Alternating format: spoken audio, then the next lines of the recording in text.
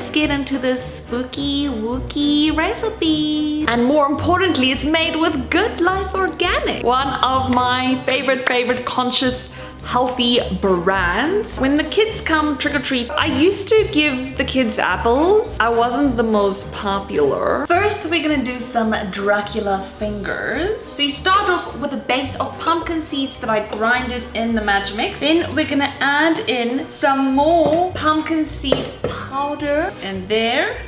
Smells really delicious. I didn't think pumpkin powder, very soft consistency. You know my love for lucuma powder because this is a natural sweetener, so you don't have to use sugar, you can just use lucuma. We want to make our Dracula fingers like red and fun, so we're putting in beetroot powder for the color and for the nutrition. The yummiest smelling cinnamon. For the treatness, I'm putting in some organic things. More sweetness.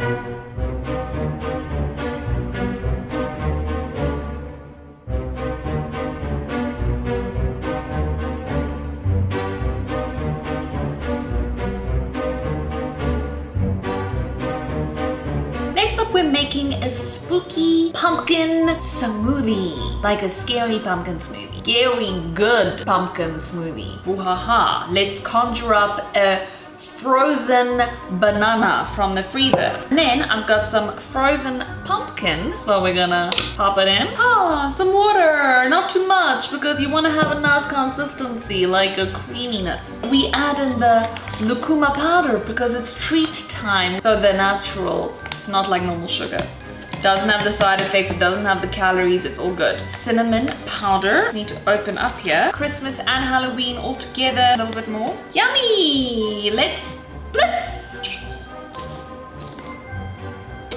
I know some of you think that pumpkin and smoothie sounds weird, but it's not.